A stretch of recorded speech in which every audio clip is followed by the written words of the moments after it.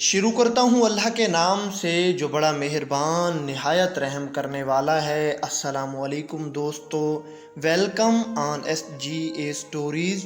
ہڈیوں سے دوبارہ مرغی زندہ ہو گئی۔ ایک مرتبہ ایک عورت حضور سیدنا غوث اعظم کی خدمت میں اپنے بیٹے کو لے کر حاضر ہوئی اور عرض کیا کہ میرے اس بیٹے کو آپ سے دلی لگاؤ ہے، آپ اسے اپنی غلامی میں قبول فرما لیں۔ میں اللہ عز و جل اور آپ کی خاطر اپنے بیٹے پر اپنے سارے حق معاف کرتی ہوں۔ آپ رحمۃ اللہ علیہ نے اس لڑکے کو قبول فرما لیا۔ چند روز بعد وہ عورت اپنے بیٹے سے ملنے کے لیے آئی تو وہ لڑکا آپ رحمۃ اللہ علیہ کے حکم سے مجاہدات میں مشغول تھا اور بے حد لاغر اور کمزور ہو چکا تھا۔ اس عورت نے جب اپنے بیٹے کو دیکھا تو آپ رحمۃ اللہ علیہ کے پاس چلی گئی، لیکن جیسے ہی وہ آپ رحمۃ اللہ علیہ کے پاس گئی تو دیکھا آپ رحمۃ اللہ علیہ اس وقت مرغی کا گوشت کھا رہے تھے اور آپ رحمۃ اللہ علیہ کے سامنے ہڈیاں پڑی ہوئی تھیں۔ اس عورت نے آپ رحمۃ اللہ علیہ سے کہا کہ آپ خود تو مرغی کھاتے ہیں جبکہ میرا بیٹا سخت مجاہدات میں مشغول ہے۔ آپ نے اس عورت کی بات سننے کے بعد ہڈیوں کی جانب اشارہ کیا اور حکم دیا کہ اللہ عز و جل کے حکم سے زندہ ہو جاؤ۔ آپ رحمۃ اللہ علیہ کا یہ فرمانا تھا کہ ان ہڈیوں سے ایک سالم مرغی زندہ کھڑی ہو گئی۔ آپ رحمۃ اللہ علیہ نے فرمایا، مائی جب تیرا بیٹا اس منزل پر پہنچ جائے گا تو پھر جو چاہے گا وہ کھائے گا۔ لوگوں کے دل آپ کی مٹھی مبارک میں تھے۔ مولانا عبد الرحمن جامی رحمۃ اللہ علیہ فرماتے ہیں کہ حضور سیدنا غوث اعظم ایک مرید کے ساتھ مسجد کی جانب جا رہے تھے۔ جمعہ کا دن تھا۔ اس دن کسی بھی شخص نے آپ کو دیکھ کر نہ سلام کیا اور نہ ہی کچھ توجہ فرمائی۔ اس مرید کے دل میں خیال آیا کہ پہلے تو آپ جمعہ کی ادائیگی کے لیے بڑی مشکل سے لوگوں کے ہجوم میں سے ہوتے ہوئے مسجد کی جانب تشریف لے جاتے تھے، اور آج کیا ماجرا ہے کہ کوئی بھی شخص آپ کو نہ سلام کر رہا ہے اور نہ آپ کے نزدیک آ رہا ہے۔ مولانا عبد الرحمن جامی رحمۃ اللہ علیہ فرماتے ہیں، ابھی یہ خیال اس مرید کے دل میں ہی تھا کہ حضور سیدنا غوث اعظم نے مسکرا کر اس مرید کو دیکھا اور پھر لوگوں کا ایک جم غفیر اکٹھا ہو گیا اور ہر کوئی آپ رحمۃ اللہ علیہ سے سلام کرنے کا خواہش مند تھا، یہاں تک کہ اس مرید اور آپ کے درمیان ہجوم حائل ہو گیا۔ اس مرید کے دل میں یہ خیال آیا کہ پہلا حال اچھا تھا جب میں اور آپ تنہا تھے۔ مولانا عبد الرحمن جامی رحمۃ اللہ علیہ فرماتے ہیں، حضور سیدنا غوث اعظم نے ایک مرتبہ پھر اس مرید کی دلی کیفیت کو بھانپتے ہوئے فرمایا، تمہیں معلوم نہیں لوگوں کے دل میری مٹھی میں ہیں، میں انہیں چاہوں تو پھیر دوں، چاہوں تو اپنی طرف متوجہ کر لوں۔ درختوں پر پھل لگ گئے۔ حضرت شیخ ابو المظفر اسماعیل رحمۃ اللہ علیہ سے منقول ہے کہ ایک مرتبہ حضرت شیخ علی بیتی رحمۃ اللہ علیہ بیمار ہو گئے۔ حضور سیدنا غوث اعظم ان کی عیادت کے لیے تشریف لائے تو آپ رحمۃ اللہ علیہ نے ان کے نزدیک کھجور کے 2 درخت دیکھے جو 4 سال سے خشک تھے اور ان پر پھل نہیں آتا تھا۔ آپ رحمۃ اللہ علیہ نے ان درختوں کے نیچے بیٹھ کر وضو کیا اور 2 رکعت نماز ادا فرمائی۔ کچھ دن گزرنے کے بعد ان درختوں پر پھل لگ گئے اور وہ دوبارہ سے سرسبز و شاداب ہو گئے۔ حضرت ابو حفص عمر بن صالح بغدادی رحمۃ اللہ علیہ ایک مرتبہ اپنی اونٹنی کو ہانکتے ہوئے حضور سیدنا غوث اعظم کی خدمت میں حاضر ہوئے اور عرض کرنے لگے، حضور میں حج کے لیے بیت اللہ شریف جانا چاہتا ہوں، مگر میری یہ اونٹنی میرا ساتھ دینے کے قابل نہیں ہے اور فی الحال میرے پاس کوئی دوسری سواری بھی نہیں۔ آپ رحمۃ اللہ علیہ نے اس اونٹنی کی پشت پر ہاتھ پھیرا۔ اس کے بعد حضرت ابو حفص عمر بن صالح بغدادی نے اس اونٹنی کو ایڑ لگائی تو وہ اونٹنی بیت اللہ شریف تک بھاگتی ہی گئی اور کوئی دوسری سواری اس کے نزدیک بھی نہ لگ سکی۔ حضرت شیخ زین الدین فرماتے ہیں کہ ایک مرتبہ میں اور میرا ایک دوست حج کی ادائیگی کے بعد بغداد شریف آئے۔ بغداد شریف میں ہم کو کوئی بھی جانتا نہیں تھا اور ہمارے پاس ایک چھوٹی سی کمان تھی جسے فروخت کر کے ہم نے کچھ چاول خریدے اور انہیں پکایا۔ ہم ان چاولوں سے سیر نہ ہو سکے اور نہ ہی ہمیں کوئی لطف محسوس ہوا۔ بعد ازاں ہم حضور سیدنا غوث اعظم کی محفل میں حاضر ہوئے تو آپ رحمۃ اللہ علیہ کچھ کلام فرما رہے تھے۔ ہمیں دیکھتے ہی آپ نے اپنا کلام قطع کر لیا اور فرمانے لگے، حجاز مقدس سے کچھ مہمان آئے، ان کے پاس ایک کمان تھی، انہوں نے فروخت کر کے چاول خریدے، لیکن وہ نہ تو چاولوں سے سیر ہوئے نہ ہی لطف اندوز۔ حضرت شیخ زین الدین رحمۃ اللہ علیہ فرماتے ہیں، ہم نے جب حضور سیدنا غوث اعظم کا یہ کلام سنا تو ہم نہایت حیران ہوئے۔ محفل کے اختتام پر آپ نے دسترخوان بچھوایا۔ میں نے اور میرے دوست نے اپنی پسند کی چیز کے متعلق سوچا تو اس نے کہا وہ حلوہ کھانا چاہتا ہے۔ میرے دل میں اس وقت شہد کی خواہش پیدا ہوئی۔ ابھی یہ سب ہمارے دلوں میں ہی تھا کہ حضور سیدنا غوث اعظم رحمۃ اللہ علیہ نے اپنے خادمین کو حکم دیا، جاؤ حلوہ اور شہد لے آؤ، یہ ہمارے مہمانوں کی پسندیدہ غذائیں ہیں۔ خادمین نے حکم کی تعمیل کی اور حلوہ اور شہد ہمارے سامنے لا کر رکھ دیا۔ کیا تمہیں میری پہلی ملاقات کافی نہ تھی؟ حضرت شیخ محمد بن خضر رحمۃ اللہ علیہ فرماتے ہیں کہ میں نے اپنے والد سے سنا، انہوں نے بیان کیا کہ ایک مرتبہ میں حضور سیدنا غوث اعظم کی خدمت میں حاضر تھا۔ میرے دل میں خیال آیا کہ مجھے حضرت شیخ احمد رفاعی کی زیارت کرنی چاہیے۔ حضور سیدنا غوث اعظم نے فرمایا، اے خضر، میں تمہیں شیخ احمد رفاعی کی زیارت کروا دیتا ہوں۔ پھر جب میں نے حضور سیدنا غوث اعظم کے حکم کے مطابق آپ کی آستین مبارک کی جانب نظر اٹھا کر دیکھا تو مجھے حضرت شیخ احمد رفاعی نظر آئے۔ انہوں نے مجھ سے فرمایا، اے خضر، جو شخص شہنشاہ اولیاء ہیں، تم ان کی زیارت کرنے کے بعد میری زیارت کیوں کرنا چاہتے ہو جبکہ میں بھی ان کی رعایا ہوں؟ یہ فرما کر شیخ احمد رفاعی میری نظروں کے سامنے سے غائب ہو گئے۔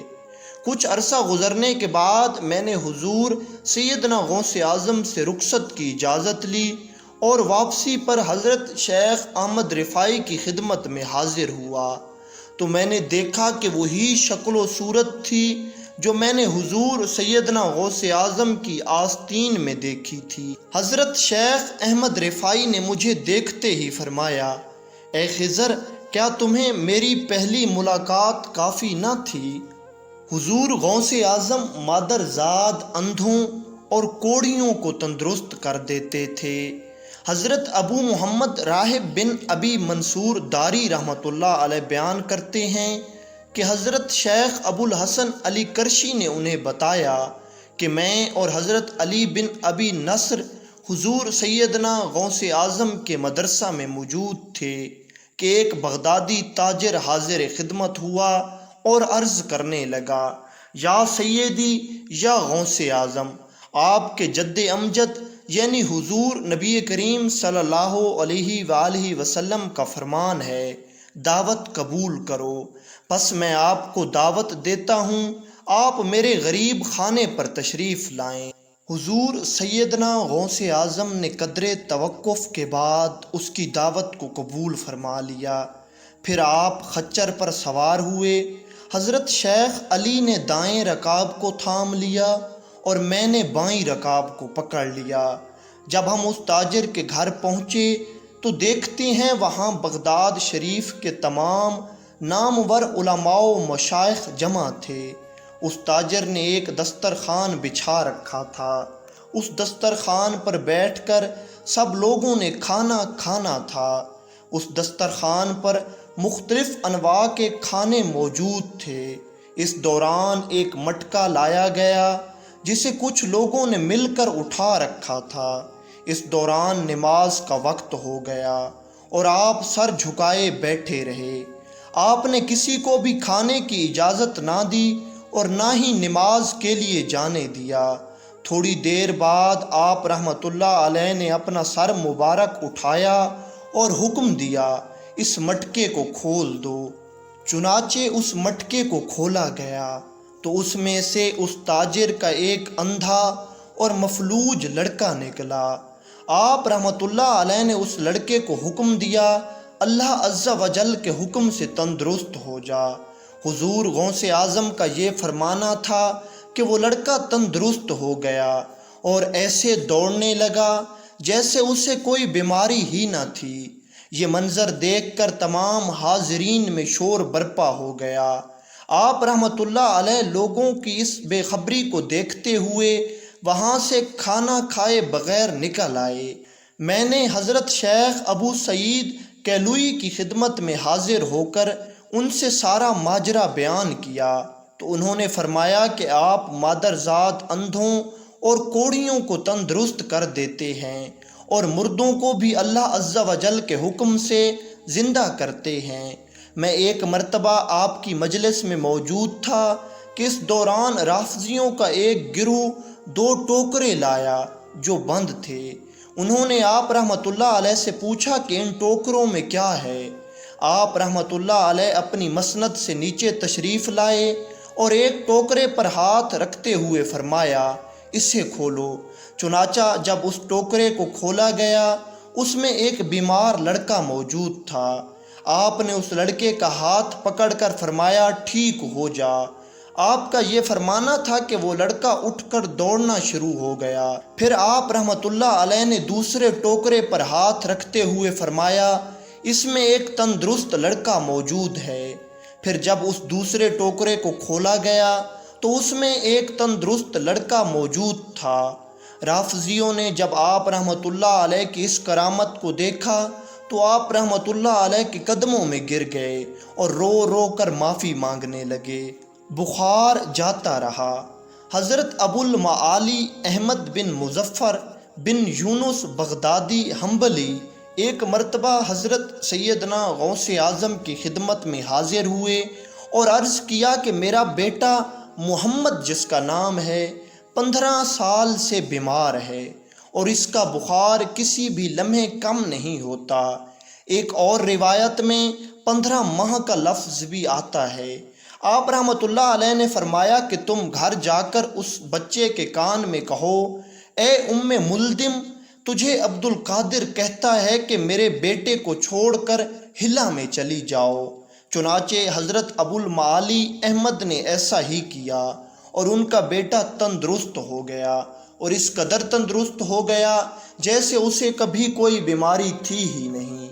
سراف قدر حضور سیدنا غوث اعظم رحمۃ اللہ علیہ کی عادت کریمہ تھی کہ آپ رحمۃ اللہ علیہ کے مصلے کے نیچے جو کچھ غیب سے آتا کبھی اس کو ہاتھ نہ لگاتے، بلکہ خدام کو کہتے کہ وہ ضرورت کے مطابق مصلے کے نیچے ہاتھ ڈال کر رقم نکال لیں۔ خلیفہ وقت نے آپ کی خدمت میں خلت فاخرہ بھیجی تو آپ نے خدام کو حکم دیا کہ اسے ابو الفتح چکی والے کو دے دو۔ آپ رحمۃ اللہ علیہ کے خادم حضرت شیخ عبد اللطیف بن شیخ ابی نجات رحمۃ اللہ علیہ فرماتے ہیں، ایک مرتبہ آپ رحمۃ اللہ علیہ کے ذمے کچھ قرض تھا۔ اس دوران ایک شخص آیا جسے میں نے پہلے کبھی نہیں دیکھا تھا۔ وہ شخص بغیر کسی اجازت کے آپ رحمۃ اللہ علیہ کے سامنے بیٹھ گیا اور طویل گفتگو فرماتا رہا۔ پھر اس نے کچھ سونا نکالا اور آپ رحمۃ اللہ علیہ کو دے کر غائب ہو گیا۔ آپ رحمۃ اللہ علیہ نے مجھ سے فرمایا کہ اس سونے کو قرض خواہوں میں تقسیم فرما دو۔ میں نے آپ رحمۃ اللہ علیہ سے اس شخص کے متعلق دریافت کیا تو آپ رحمۃ اللہ علیہ نے فرمایا یہ سراف قدر تھا، اور سراف قدر اللہ عز و جل کے وہ فرشتے ہیں جو اولیاء اللہ کی مدد کرتے ہیں۔ حضور نبی کریم صلی اللہ علیہ وآلہ وسلم سے خلت خاص کا عطا ہونا۔ حضور سیدنا غوث اعظم رحمۃ اللہ علیہ فرماتے ہیں، ایک مرتبہ میں مسند ارشاد پر بیٹھا ہوا تھا، حضور نبی کریم صلی اللہ علیہ وآلہ وسلم کی زیارت باسعادت نصیب ہوئی۔ آپ کے ہمراہ حضرت موسیٰ علیہ السلام بھی تھے۔ حضور نبی کریم صلی اللہ علیہ وآلہ وسلم نے حضرت موسیٰ علیہ السلام سے پوچھا، اے موسیٰ، کیا تمہاری امت میں کوئی ایسا شخص ہے؟ حضرت موسیٰ علیہ السلام نے جواب دیا، نہیں، میری امت میں کوئی بھی اتنا عابد و زاہد نہیں۔ پھر حضور نبی کریم صلی اللہ علیہ وآلہ وسلم نے مجھے خلت خاص عطا فرمائی۔ آواز نزدیک اور دور سب کے لیے یکساں ہوتی تھی۔ منقول ہے کہ حضور سیدنا غوث اعظم کی محفل میں لوگوں کا بے پناہ ہجوم ہوتا تھا، مگر آپ کی آواز نزدیک اور دور سب کے لیے یکساں ہوتی تھی، یعنی جیسے آپ کو قریب بیٹھا ہوا شخص سنتا تھا، ویسے ہی آپ کو دور بیٹھا ہوا شخص سماعت فرماتا تھا۔ حضرت شیخ عبدالحق محدث دہلوی فرماتے ہیں کہ آپ کی محفل میں انبیاء کرام علیہم السلام، اولیاء اللہ کے علاوہ جن و انس، ملائکہ وغیرہ بھی حاضر ہوتے تھے، اور حضرت خضر علیہ السلام باقاعدگی سے آپ کی محفل میں شریک ہوتے تھے۔ خوف خداوندی کا ایک واقعہ حضرت شیخ عبداللہ سے منقول ہے کہ آپ فرماتے ہیں، مجھے حضور سیدنا غوث اعظم کی صحبت میں رہنے کا موقع ملا۔ آپ رحمۃ اللہ علیہ نے ایک مرتبہ بتایا کہ میں کئی روز سے فاقے تھا، اور بھوک کی شدت نے جب مجھے بے چین کر دیا تو میں محلہ قطیہ شرقیہ میں جا نکلا، جہاں ایک شخص نے مجھے کاغذ کی بندھی ہوئی ایک پڑیا دی اور کہیں چلا گیا۔ میں نے اس پڑیا کے اندر موجود رقم سے حلوہ خریدا اور مسجد میں جا بیٹھا۔ میں قبلہ رو بیٹھا یہ سوچ رہا تھا مجھے اس حلوہ کو کھانا چاہیے یا نہیں۔ اسی دوران میری نظر ایک کاغذ پر پڑی۔ میں نے اس کاغذ کو اٹھا کر دیکھا، اس میں یہ تحریر تھا، ہم نے کمزور مومنین کے لیے رزق کی خواہش پیدا کی تاکہ وہ بندگی کے لیے اس کے ذریعے قوت پائیں۔ میں نے جب یہ عبارت پڑھی تو میرے بدن پر کپ کپی طاری ہو گئی، اور خوف خداوندی سے میرے بدن کے تمام بال کھڑے ہو گئے۔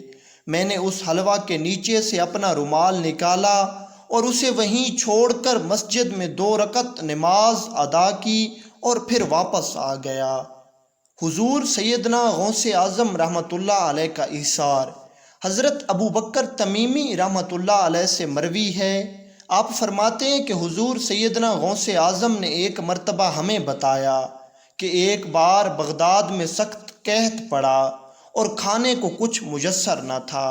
مجھے بھی فاقے رہتے کئی دن گزر چکے تھے۔ ایک روز جب بھوک کا غلبہ کچھ زیادہ ہوا تو میں درائے دجلہ پر چلا گیا تاکہ اگر کچھ گھاس یا پتے ملیں تو کھا کر گزارا کر لوں، مگر وہاں پہلے ہی بہت سے لوگ موجود تھے اور وہ بھی میری طرح کھانے کی تلاش میں تھے۔ بالآخر شہر کی جانب واپس لوٹ آیا۔ ابھی کچھ دیر ہی گزری تھی کہ ایک نوجوان بھنا ہوا گوشت لے کر مسجد میں داخل ہوا اور وہ بھنا ہوا گوشت کھانے بیٹھ گیا۔ میں بھوک سے اس قدر نڈھال تھا کہ جب وہ لقمہ اپنے منہ میں ڈالتا تو میں اپنا منہ کھول لیتا، حتیٰ کہ میں نے خود کو ملامت کرنے کو کہا، یہ کیا حرکت ہے؟ اللہ عز و جل میرے حال سے واقف ہے، اسی پر توکل کر اور اس قدر بے صبر نہ ہو۔ حضور سیدنا غوث اعظم نے فرمایا، پھر وہ نوجوان میری جانب متوجہ ہوا اور کہنے لگا، آپ میرے ساتھ کھانے میں شامل ہو جائیں۔ میں نے انکار کر دیا، اور جب اس نے بہت زیادہ اصرار کیا تو میں نے اس کے ساتھ کھانے میں شریک ہونا مناسب سمجھا۔ اس نوجوان نے مجھ سے پوچھا کہ میں کیا کرتا ہوں۔ میں نے اسے بتایا کہ میں فقہ کا طالب علم ہوں اور جیلان کا رہنے والا ہوں۔ اس نے مجھ سے پوچھا کہ کیا تم جیلان کے ایک شخص یعنی عبد القادر کو جانتے ہو؟ میں نے اسے بتایا کہ وہ میں ہی ہوں۔ میری بات سن کر اس کی آنکھوں میں آنسو آ گئے اور وہ مجھ سے کہنے لگا، مجھے جیلان سے آپ کی والدہ نے 8 دینار دے کر بھیجا تھا۔ میں آپ کو تلاش کرتا رہا یہاں تک کہ میرے پاس موجود رقم بھی ختم ہو گئی اور فاقوں کی نوبت آ گئی۔ میں نے بھوک سے نڈال کئی دن گزار دیے۔ پھر مجھے خیال آیا کہ فاقہ کی حالت میں تیسرے دن تو مردار کھانے کی بھی اجازت ہے، اس لیے میں نے امانت میں یہ خیانت کی اور یہ کھانا خرید کر کھانے لگا۔ یہ کھانا آپ کی ملکیت ہے اور میں آپ سے معافی چاہتا ہوں۔ حضور سیدنا غوث اعظم نے فرمایا، میں نے اس شخص کو تسلی دی اور کہا بے فکر ہو جاؤ، فکر کی کوئی بات نہیں، اور پھر ہم دونوں نے مل کر وہ کھانا کھایا۔ شیطان کو بھگانا۔ حضرت شیخ سیرنی سے منقول ہے کہ حضور سیدنا غوث اعظم نے فرمایا، میں جب بغداد چھوڑ کر بیابانوں میں رہنے لگا تو شیاطین انسانی شکلوں میں آتے اور وہ ہر قسم کے اسلحہ سے لیس ہوتے تھے۔ وہ مجھ سے جنگ کرتے اور مجھ پر آگ کے شعلے برساتے تھے۔ میں نے اپنے دل میں ان سے لڑنے کے لیے حوصلہ اور ہمت پیدا کی اور ہر میدان میں ثابت قدمی کا مظاہرہ کیا۔ ہاتف غیبی سے میرے لیے ندا آئی، اے عبد القادر اٹھو اور ان کا مقابلہ کرو، ہم تمہاری مدد کریں گے۔ چنانچہ جب میں ان کا مقابلہ کرتا تو وہ فرار ہو جاتے۔ ایک شیطان نے مجھ سے کہا، یہ جگہ چھوڑ کر چلے جاؤ ورنہ میں تمہارا برا حال کر دوں گا۔ میں نے آگے بڑھ کر اس کے منہ پر تماچا رسید کیا جس سے وہ الٹے پاؤں بھاگ گیا۔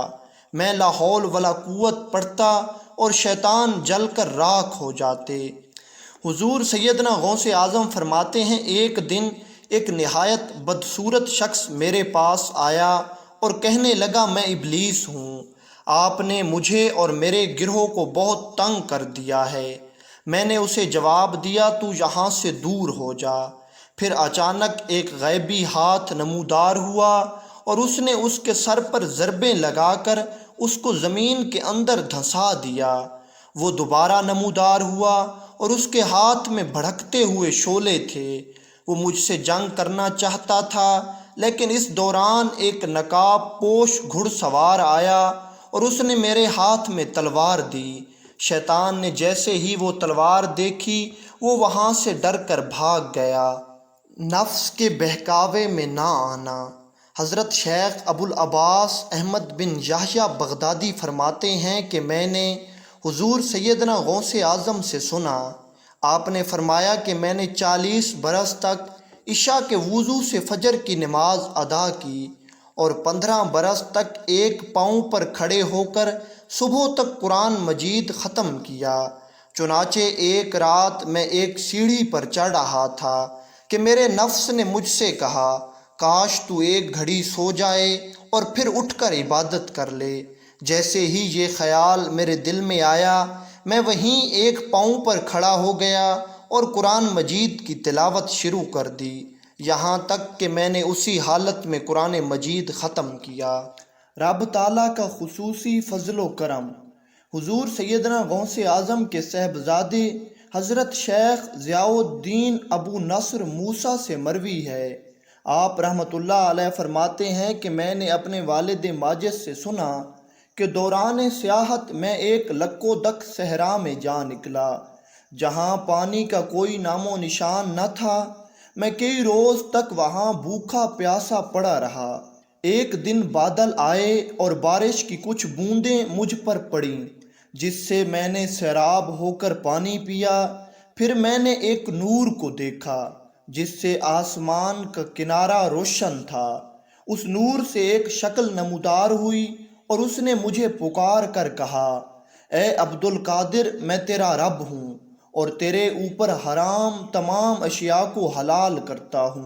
حضرت شیخ ضیاء الدین ابو نصر موسیٰ فرماتے ہیں کہ آپ نے یہ سنتے ہی تعوذ پڑھنا شروع کر دی، جس سے وہ نور غائب ہو گیا اور اس نے دھوئیں کی شکل اختیار کر لی اور کہنے لگا، اے عبد القادر، تم نے اللہ عز و جل کے حکم سے اور اپنے علم کے ذریعے میرے مکر سے نجات پا لی۔